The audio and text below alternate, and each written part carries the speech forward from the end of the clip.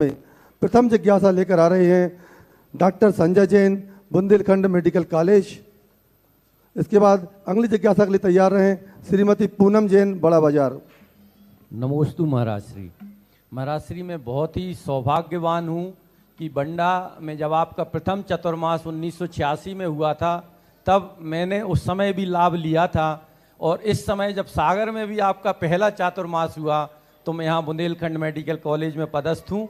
महाराज श्री, जितने भी आयोजन हुए हम सभी लोगों को बहुत ही आनंद आया।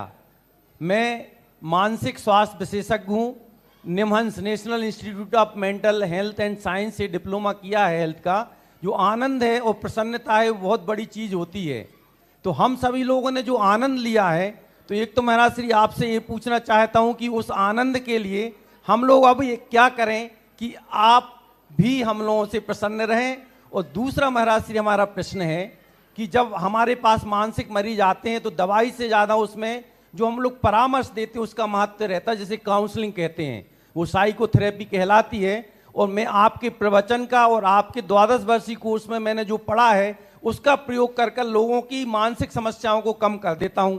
फिर भी बहुत सारे लोग कहते हैं कि अकेले ज्ञान से कुछ नहीं होता, सिर्फ मतलब जैन धर्म में का ज्ञान इतना उपयोगी होते हुए भी लोग उसको थोड़ा सा कम महत्व देते हैं। कृपया समाधान करें महाराज। अब आनंद की जब बात कही तो ये बात तुम लोगों को जितना आनंद आया है वो तुम जानो। सागर चतुर्मास में मुझे भी बहुत आनंद आया। बहुत विल पावर बड़ा है। और सबसे बड़ा अतिशय तो था कि लोग कहते सागर में क्या करोगे, खारा पानी है, लेकिन चमत्कार हुआ सागर का भली खारा पानी हो। मेरी अंजलि में जब मैंने पिया तो मुझे तो मीठा लगा। नमोस्तु, जय हो गुरुदेव, जय हो गुरुदेव। मुझे तो खारेपन का स्वाद आया नहीं। अब भली सागर खारा हो तो हो। लोग यही कहते थे कहाँ खारेपन में जा रहे हो, मैंने कि देखता हूँ चमत्कार। लेकिन अब किसका क्या चमत्कार था, मुझे पीते समय तो बड़ा मीठा लगा। और पूरे 4 महीने, अभी ये भी नहीं कह सकता हूँ कि मुझे 4 महीने हो गए, 4 महीने हो गए ना। तो कहीं से उदासीनता है, जिस कॉलोनी में जहाँ जा रहे हैं वहीं ऐसा उत्साह है कि निकलने की दो पड़ी हो। जय हो गुरुदेव, जय हो। अब यहीं का माहौल देख लो, क्या माहौल बनता है। अब वो तो कार्यक्रम है, साधु को व्यवस्थाएं हैं, उठना पड़ता है। सागर के भरोसे रह जाएं तो सागर वाले उठने ही नहीं देंगे। जय हो गुरुदेव, जय हो। अगली जिज्ञासा के लिए तैयार रहें। मानसिक रूप की जो बातें होती हैं, ये मानसिक सबसे बड़ी चीज है। खुशी अपने अंदर से प्रकट होती है। निमित्त से तुम खुशी चाहोगे बहुत दुर्लभ है। यदि निमित्त से खुशी चाहोगे हम और पराधीन हो जाएंगे। सामने वाला निमित्त हमारी ब्लैकमेलिंग कर लेगा, वो हमें नचा देगा। इसलिए नीति बनाई है पराधीन सपने। किसी भी चाहेंगे हम परेशान, हम भगवान से यदि सुख चाहेंगे, ऐसी परिस्थिति आ जाएगी हम भगवान तक पहुंच ही नहीं पा रहे, आपको सुख खत्म हो गया। ऐसी परिस्थिति आ गई, मान लो बीमारी आ गई, वृद्ध अवस्था आ गई, अब भगवान तक हम पहुंच नहीं पाएंगे, लेकिन सुख खंडित हो गया कि नहीं। हम इंद्रियों से सुख चाहें तो लोग, इंद्री कभी भी नाराज हो सकती है, नहीं देख पा रहे लोग, क्या करोगे।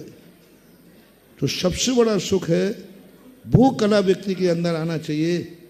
हर परिस्थिति में मैं अपने आप को दुखी नहीं करूंगा। और संसार में वही व्यक्ति सुखी रह सकता है जो चारों तरफ कभी भी ये कल्पना नहीं करे मेरे चारों तरफ कहीं भी फूल नहीं है, कांटे ही कांटे हैं, हमें कांटों में चलना है, इसकी तैयारी करना। नमोस्तु महाराज। किसी भी चीज को जाते समय भले तुम्हारा पॉजिटिव सोच हो, लेकिन तैयारी चलना चाहिए नकारात्मक से लड़ने की। सामने वाला कांटा है, वो कांटा भी थक जाए और हम कांटे पे चल जाएं और कांटा लगे भी तो कांटा सोचे इसको दर्द तो हुआ ही नहीं क्योंकि हंस रहा है। जय हो गुरुदेव, जय। तो ये बहुत बड़ी कला, यही साधना है। वस्तु स्वरूप विचार खुशी से सब कुछ संकट। सहाय। तो ये वस्तु स्वरूप समझ लो कि हम दूसरे से कुछ चाहेंगे, कोई जरूरी नहीं कि हमें उससे वह मिल ही जाएगा। तो अपने अंदर की एक चेतना जगाएं, अपने अंदर का तत्व चिंतन करें और इतना विल पावर मजबूत करें, इतना विल पावर कि चारों तरफ की प्रतिकूलता के बिना हमारी सामायिक नहीं बिगड़ना चाहिए, हमारा जाप नहीं बिगड़ना चाहिए। दुनिया बिगड़े तो बिगड़े, मेरा कदम नहीं डगमगाना चाहिए। वाह, जय हो गुरु जी। तो ये होंगे। नमोस्तु।